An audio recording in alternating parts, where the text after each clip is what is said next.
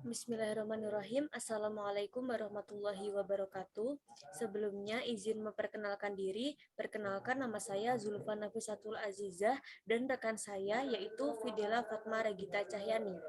Di sini kami dari kelompok 4 akan mempresentasikan materi tentang prinsip-prinsip dan karakteristik fikih.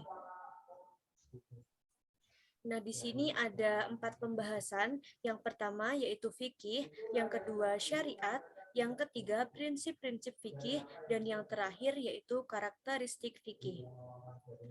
Untuk pembahasan yang pertama akan disampaikan oleh rekan saya, Fidela.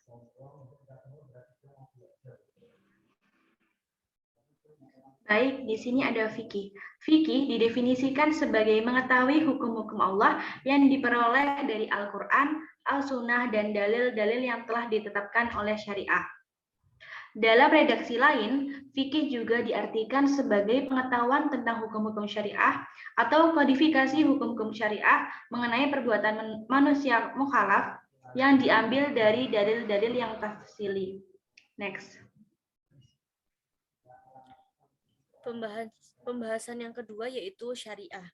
Syariah diartikan sebagai sejumlah aturan atau dasar-dasar yang telah ditetapkan Allah kepada hamba-hambanya agar mereka dapat menjadikannya sebagai pedoman dalam berhubungan baik dengan Tuhannya, sesama manusia yang lain, dan juga dengan alam semesta.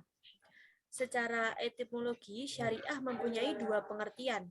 Pengertian pertama yaitu berarti jalan yang lurus, dan yang kedua berarti berjalan menuju ke tempat yang mengalir atau mata air dengan tujuan untuk diminum atau tangga atau juga tempat naik yang bertingkat-tingkat. Sedangkan secara terminologi atau istilah, syariah bermakna ajakan untuk tetap beribadah sekaligus sebagai aturan dalam beragama. Nah, syariat ini dibagi menjadi 2 bagian. Yang pertama, yaitu syariat yang tidak ditemukan ilat atau ghairu ma'kul al-makna. Di sini syariat menjadi ujian bagi manusia sebagai hamba Allah, sejauh mana manusia melaksanakan titah Allah tersebut. Dan yang kedua, yaitu syariat yang ditemukan ilat atau makul al-makna dan hikmahnya. Ini artinya syariat bertujuan untuk mewujudkan kemaslahatan manusia atau tahqiqu masalihi al-nasi yang secara konkret hal ini dapat dipahami oleh manusia.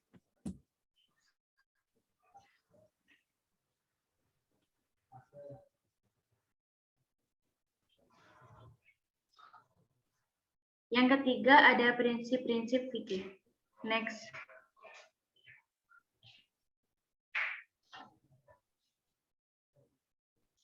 Prinsip-prinsip fikih terbagi menjadi 2. Yang pertama ada prinsip fikih ibadah atau mahdhah. Yang kedua ada prinsip fikih muamalah atau ghairu mahdhah.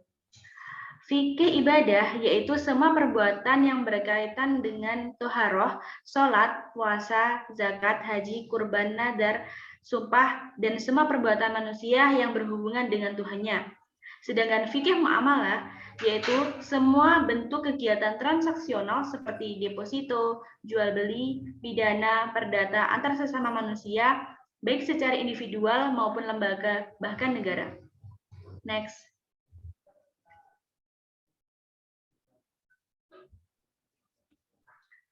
Di sini ada kajian fikih ibadah dalam kitab-kitab ulama salaf.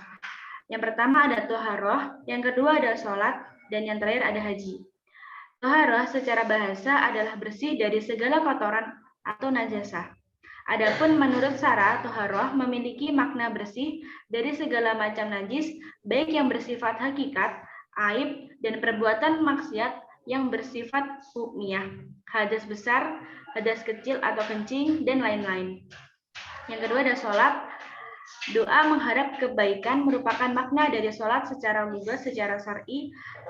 Sholat merupakan gabungan dari perbuatan dan ucapan khusus yang diawali dengan pengucapan takbir dan diakhiri dengan salam. Adapun salah satu tujuan dari disyariatkannya sholat adalah untuk mewujudkan rasa syukur terhadap banyaknya kenikmatan yang Allah berikan.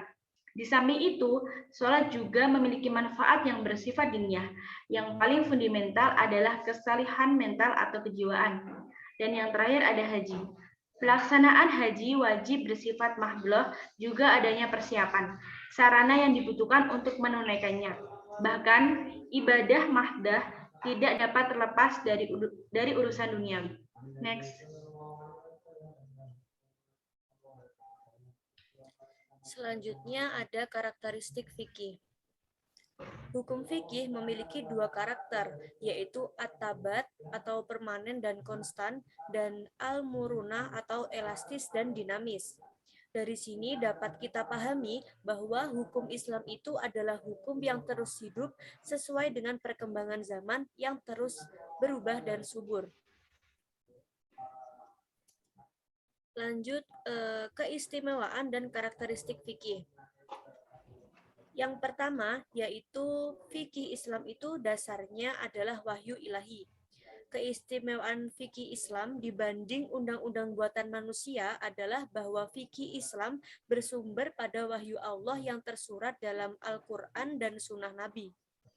Maka setiap mujtahid dalam melakukan istimbat hukum-hukum syara' selalu merujuk dan mendaratkan pada dua sumber tersebut, baik secara langsung maupun melalui yang tersirat darinya, yaitu dengan memahami ruh syariat, tujuan-tujuannya secara umum, kaidah-kaidah dan prinsip-prinsip umum.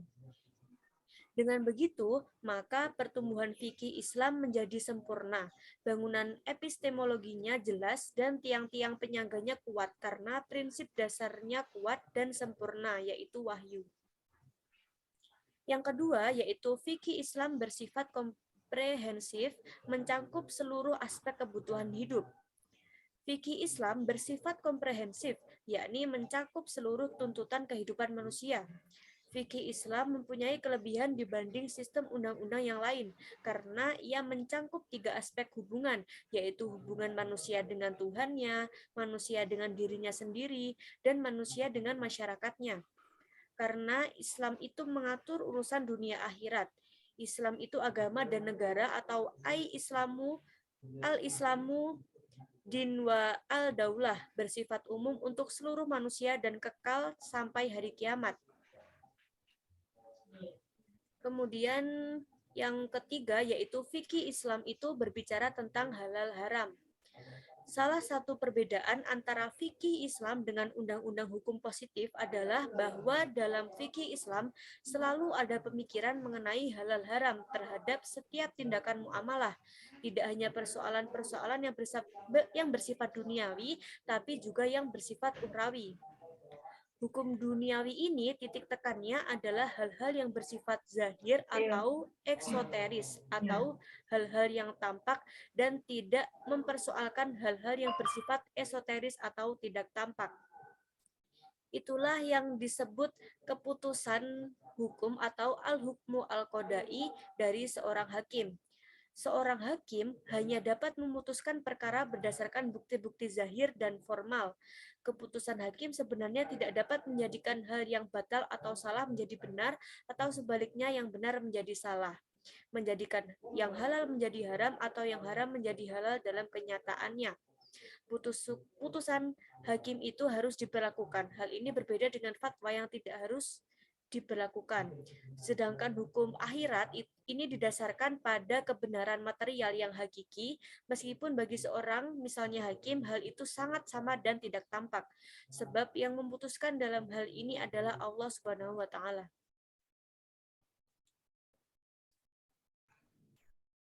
Selanjutnya ada fikih Islam terkait dengan masalah akhlak atau moral. Apabila agama dan akhlak saling menopang dalam kegiatan muamalah, maka kemaslahatan masing-masing masyarakat akan menjadi nyata. Kebahagiaan mereka di akhirat juga akan tercapai. Dengan begitu, maka tujuan fikih adalah untuk kebaikan di masa sekarang maupun yang akan datang, dan kebahagiaan dunia akhirat.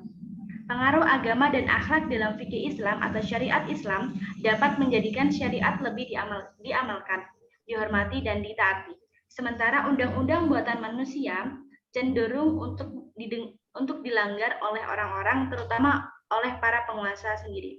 Yang keempat Ada hukuman bagi pelanggar hukum di dunia dan akhirat.